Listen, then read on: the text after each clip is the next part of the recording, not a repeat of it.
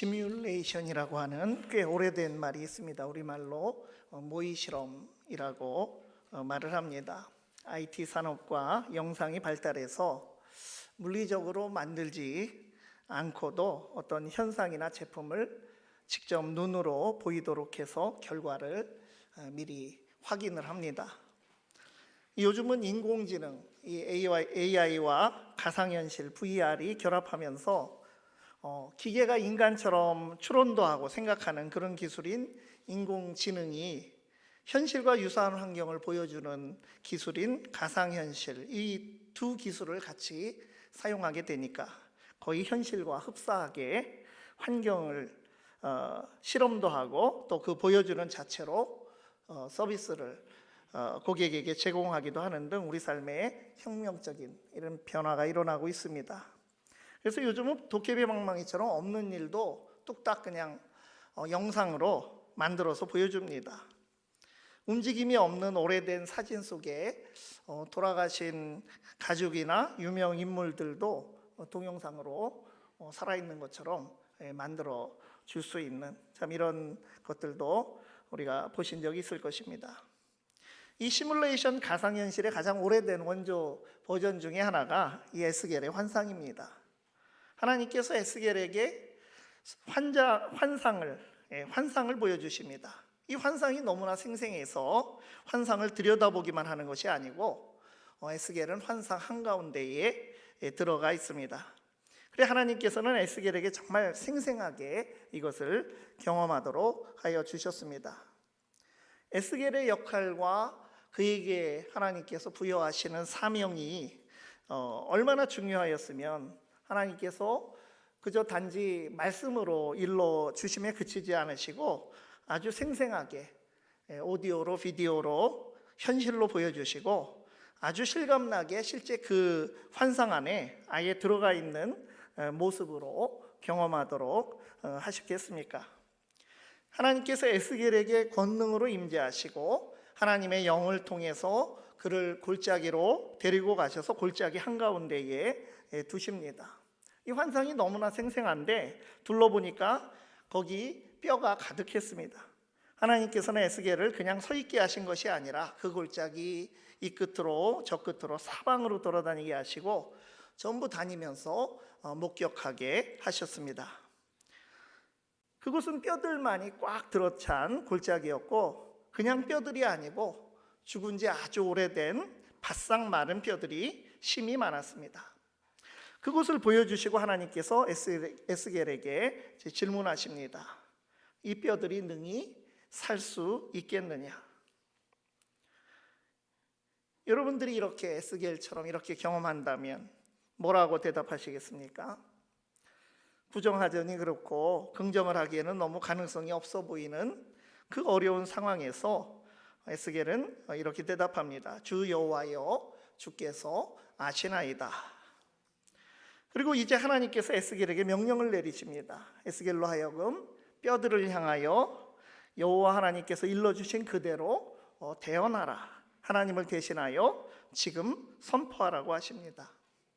그래서 본문을 보면 입으로 대언할 말씀을 들려주는 오디오 또 그것이 눈앞에 실현되는 비디오가 번갈아가면서 나타납니다. 이게 무슨 말이냐면 4절에서 6절을 보면 이 부분은 오디오입니다. 에스겔이 마른 뼈에게 입을 열어 명령하라 하나님의 음성으로 에스겔에게 일러주시는 부분이고 7절에서 8절은 정말 하나님이 말씀하신 대로 에스겔이 명령을 하니까 그대로 그것이 눈앞에 펼쳐지는 비디오입니다. 또 이어지는 9절은 다시 생기들에게 입으로 명령하라 오디오가 나오고 10절은 명령했더니 그대로 일어나더라 비디오처럼 그 환상이 펼쳐집니다. 그리고 11절부터는 그렇게 보여주신 환상들이 무엇을 의미하는가 이것을 해석해 주는 것입니다. 이것이 오늘 말씀의 구조입니다. 4절에서 6절을 보면 에스겔은 뼈들에게 이렇게 하나님의 말씀을 선포해야 됩니다. 내가 생기를 너희에게 들어가게 하리니 너희가 살아나리라. 지금 사람에게 하는 말이 아니고 지금 뼈들에게 마른 뼈들에게 하는 말입니다. 힘줄을 두고 살을 입히고 가죽으로 덮고 너희 속에 생기를 넣으리니 너희가 살아나리라. 그래서 하나님께서 생기를 넣으셔서 뼈들의 힘줄이 생기를 넣기 전에 이 순서가 뼈들의 힘줄이 복원되고 살이 채워지고 피부 가죽이 덮여서 이제 살아난 것처럼 이제 일어서게 될 것이다 라는 말씀입니다. 그래서 7, 8절에서 에스겔이 정말 그렇게 말하니까 정말 그렇게 되었는데 다만 생기가 아직 들어가질 않았습니다. 그래서 9절에서는 생기들에게 명령하라고 하십니다. 생기는 아직 어디 있는지를 알지 못하는데 생기야 사방에서부터 와서 이 죽음을 당한 자에게 불어서 살아나게 하라. 그래서 10절에서 그대로 선포했더니 정말 생기가 임하여서 정말 살아나서 일어나서서 극히 큰 군대를 이룹니다. 그리고 11절에서 말씀해 주시는데 비로소 알게 된 그 뼈들의 정체는 무엇입니까? 그 정말 생생한 현실처럼 보여주신 환상 속에서 등장한 바싹 마른 그 뼈들은 포로된 이스라엘 백성들의 그러한 현 상태의 모습입니다. 그래서 에스겔서의 배경은 하나님의 백성들이 바벨론 포로였던 시절입니다. 아무 희망도 없이 살던 어두운 시절을 배경으로 에스겔은 부르심을 받았습니다. 옛날 하나님의 백성들에게 이러한 암흑기, 힘든 시기가 있었던 것처럼 이 시대 하나님의 백성인 성도에게도 영적인 침체가 올 수 있고 현실의 시련으로 믿음의 사람답지 못한 그런 삶이 우리에게 있을 수가 있습니다.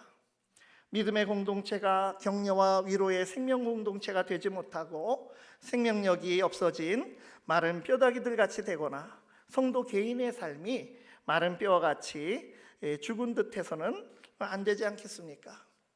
오늘 이 말씀의 거울을 통해서 우리 자신들을 비추어 보게 됩니다.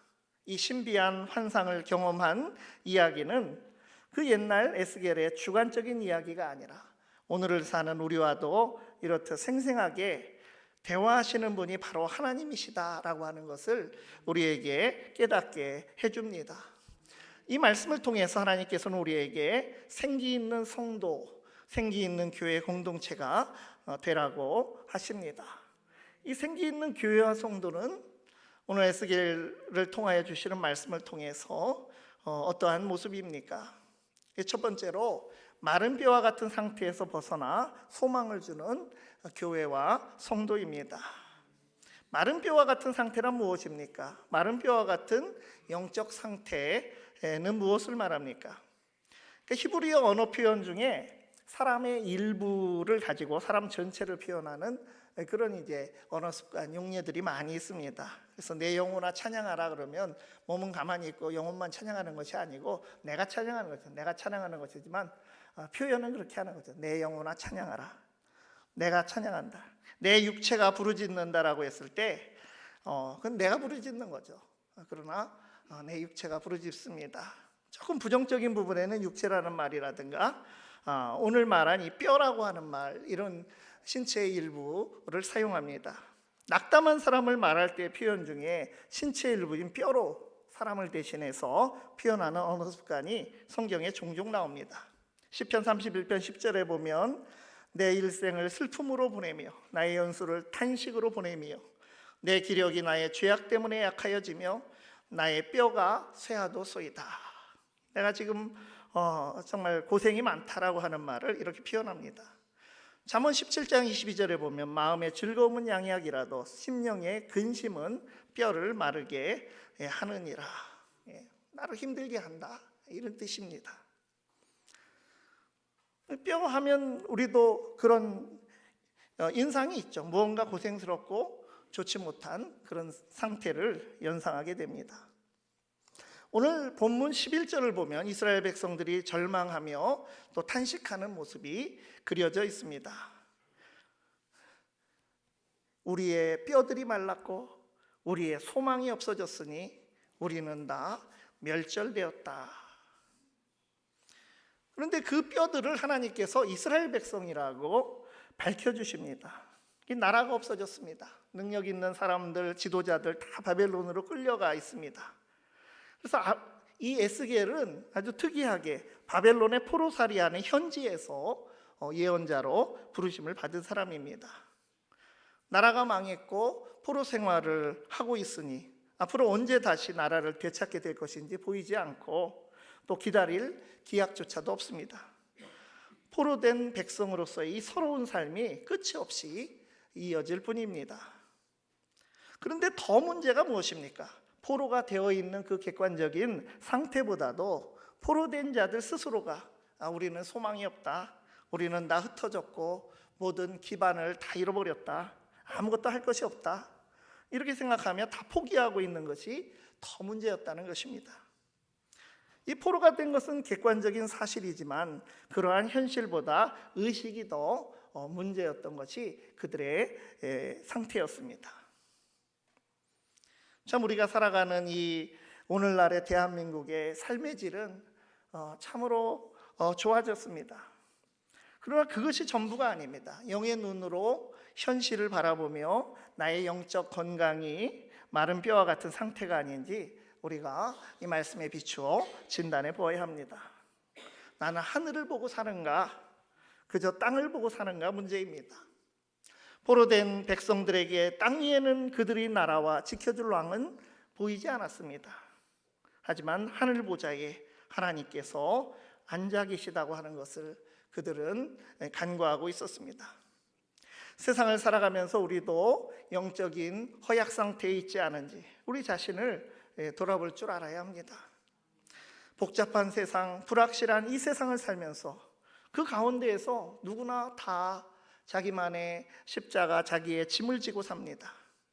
일터에서의 문제, 사업장의 문제, 가정의 문제, 건강의 문제, 참 뜻하지 않은 일들에 마주치기도 합니다. 그래서 우리가 긍정적인 희망, 활기찬 의욕 가지고 살지 못하는지도 모르겠습니다. 오늘 말씀에서 하나님께서는 우리에게도 질문하십니다. 이 뼈들이 능히 살 수 있겠느냐? 우리는 뭐라고 대답하겠습니까? 에스겔의 눈에 보이는 것은 살고 죽음의 문제와는 전혀 멀고 관계가 없는 굴러다니는 뼈다귀들입니다. 그런데 그 뼈들에게 예언하라고 하십니다. 무슨 뼈다귀에게 예언을 다 합니까? 그렇게 말씀하심으로써 하나님께서는 그 뼈들이 살아나야 한다, 이 문제의식을 그에게 주시는 것입니다. 가능성을 불러일으키시고 영적인 자극을 이렇게 주셨습니다. 우리가 부르는 찬양 중에 나로부터 시작되리, 이런 찬양이 있습니다. 그 결단대로 나의 삶이 먼저 살아야 합니다. 내가 먼저 영적으로 살아날 수 있어야 합니다. 다른 이에게도 나와 함께 동역하고 함께함이 기쁨이 되는 나 자신이 될 수 있도록 우리가 기도하며 나아가야 합니다. 우리가 세상으로 시야를 넓힌다면 그리스도인으로서 내가 영적으로 죽어 있으면서 어떻게 마른 뼈와 같은 세상 사람들의 무관심과 냉소와 비난에 대해서 대처할 수 있겠습니까? 하물며 복음을 우리가 증언할 수 있겠습니까? 내가 꿈을 가지고 내가 소망을 가져야 합니다. 변화는 이제 우리가 소망을 심는 데에서 시작합니다. 내가 마른 뼈로부터 소리를 내며 일어나서 생명 있는 군대로 거듭나야 합니다. 공동체에 또 내가 속한 모임에, 가정에 생명을 주는 사람이 되기를 바랍니다. 내가 있음으로써 힘이 되고 안심이 되고 내가 없을 때 조금은 빈자리가 느껴지는 그런 사람이 되기를 소망합니다. 나와 함께 살아감으로써 나의 가족이 더 행복해지기를 바랍니다. 은혜 충만하여서 우리가 우울한 것들 다 이겨낼 수 있기를 바랍니다. 이 은혜의 말씀을 의지하여 소망을 주고 활력을 일으키는 사람, 기쁨으로 헌신하는 사명자가 많은 생기 있는 교회로 세워지시기를 바랍니다. 두 번째로 상황을 이겨내는 성도와 교회 공동체입니다. 12절 하반절에 보면 내가 너희 무덤을 열고 너희로 거기에서 나오게 하고 이스라엘 땅으로 들어가게 하리라. 하나님께서 그 백성들, 생기를 잃고 있는 그 백성들이 무덤을 열고 나와서 마른 뼈와 같은 그런 그 소망을 잃고 있는 그 포로된 백성들이 무덤을 열고 나와서 약속의 땅으로 다시 들어가도록 하신다고 이렇게 말씀하여 주십니다. 그러니까 이스라엘이 처한 상황을 무덤이라고까지 표현했습니다. 이 멸망을 당해서 바벨론의 포로로 끌려간 상황, 이 비극적 상황을 무덤이라고 말씀하십니다. 그러나 이스라엘의 회복은 상황에 의해 좌우되는 것이 아니라, 상황이 좋다고 빨리 좋아지고 상황이 나쁘다고 희망이 전혀 없는 것이 아니라 하나님께 달려있는 것이었습니다. 인간의 편에서 바라보면 무덤일 뿐이고 절망뿐인 그런 상황입니다. 그러나 하나님 편에서 바라보면 기적이 준비된 상황임을 볼 수 있어야 합니다. 앞이 안 보일수록 우리에게 거룩한 기대가 있어야 합니다. 하나님께서 이제 이 상황을 어떻게 변화시키시고 이 건을 어떻게 해결하시고 이끌어 가실까? 이런 거룩한 기대가 우리의 어려운 현실과 상황을 압도해 나가야 됩니다.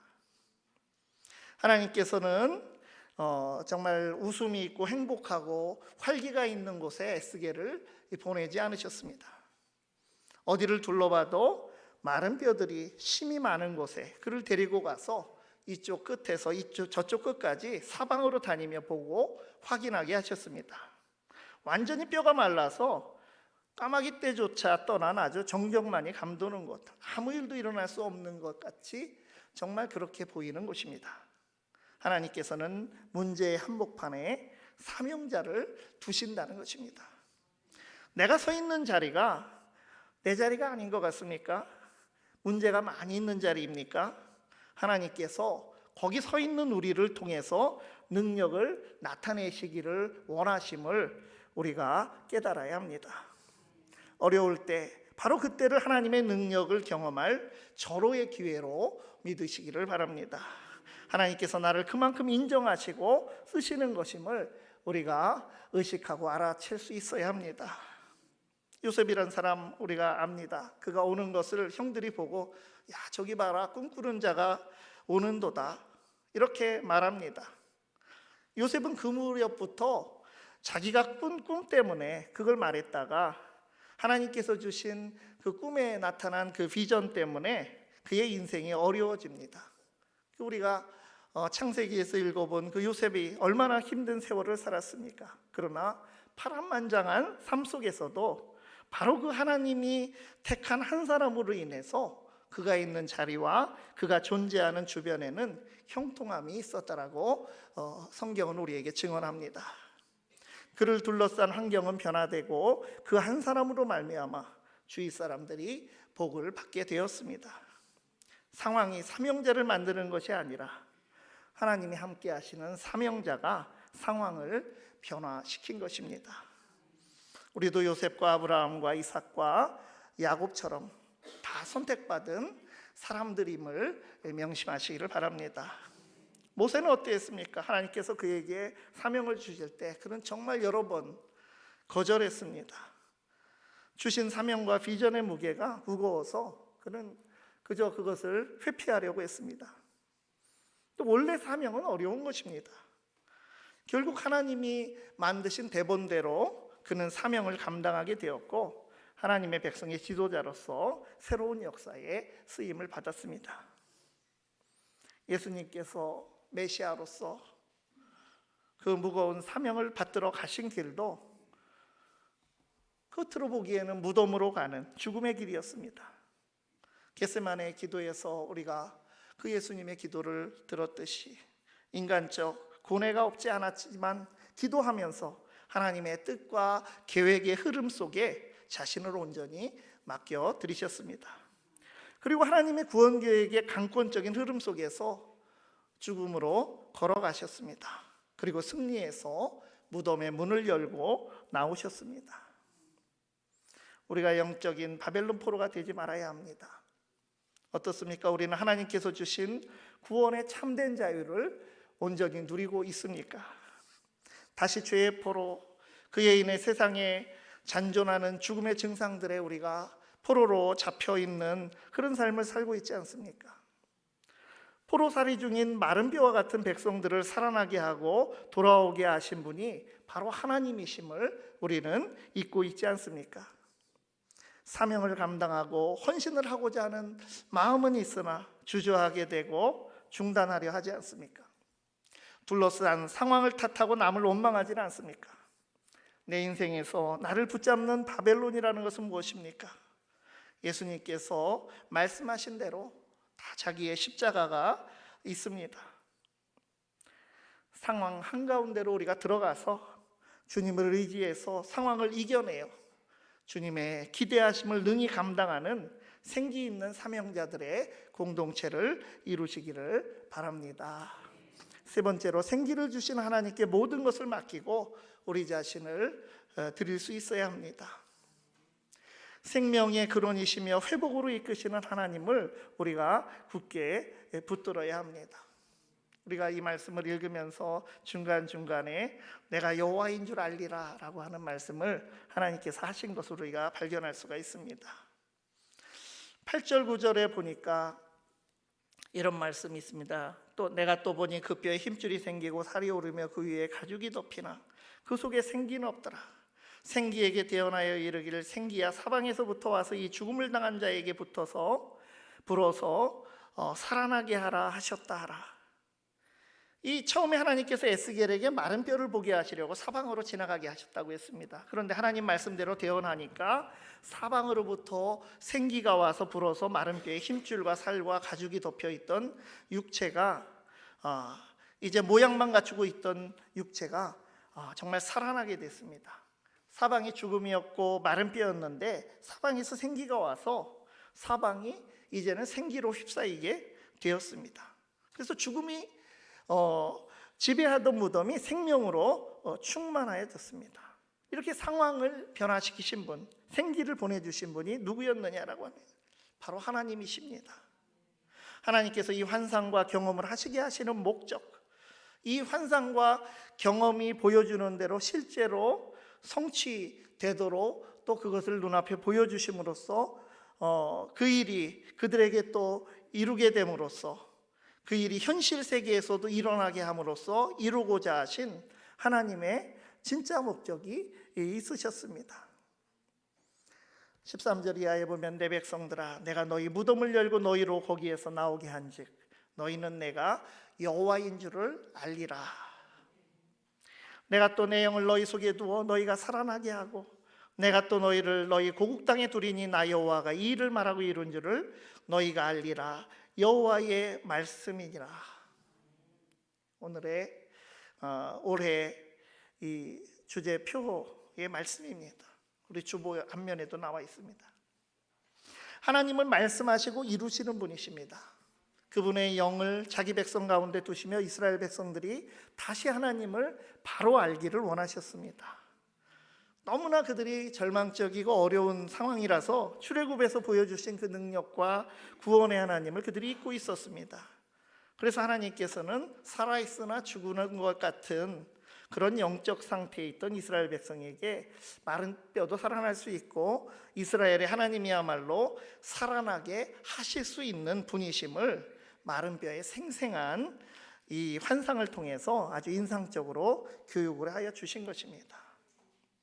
그래서 하나님의 일은 내가 스스로 책임을 지고 무엇을 얼마나 잘해낼 수 있느냐 이런 문제가 아닙니다. 내가 하나님을 철저히 신뢰하고 하나님의 능력에 의지할 수 있느냐 없느냐 이것이 바로 우리 하나님의 일을 하는데 우리의 관건이라는 것입니다. 하나님께서 물으셨습니다. 이 뼈들이 능히 살 수 있겠느냐? 에스겔이 대답했습니다. 주께서 아시나이다. 하나님께 모든 것을 맡겨드린 대답입니다. 에스겔이 말씀을 대언하기 시작하자 정말 소리를 내면서 뼈들이 움직이기 시작했고 연결되어서 있지 않았던 그 마른 뼈들이 서로 다 연락되기를 시작합니다. 하나님의 말씀을 그저 대언한 예언으로 인해서 뿔뿔이 다 떨어져 있던 뼈들이 붙어서 모양을 갖추게 했습니다. 흩어졌던 이스라엘 개개인들을 모아서 연락시키시며 하나의 모습을 갖춘 공동체가 되게 하실 것을 보여주시는 그런 순간입니다. 그러나 아직 생기가 없었습니다. 그런데 말씀대로 생기를 향해 태어나라고 해서 그렇게 하니까 하나님께서 생기를 불어넣어 주셨습니다. 생명을 주셨습니다. 생기 있는 삼형자 공동체가 되기를 바랍니다. 하나님의 생명의 능력을 우리가 먼저 힘입어야 합니다. 공동체도 외형적, 형식적인 것이 전부가 아닙니다. 선교사역도 열심히 하고 우리가 계획도 잘 세우고 모임도 자주 하고 그러면 좋겠지만 그 속에 필수적으로 주님이 주시는 생기가 있어야 합니다. 대언자는 받아서 선포할 뿐이고 마른 뼈에 생명을 주시는 분은 바로 하나님이십니다.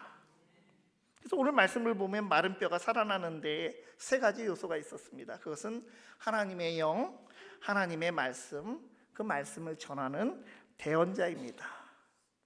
능력의 하나님은 말씀을 대언하는 사명자가 필요하셨고 에스겔을 도구로 택하여 사용하십니다.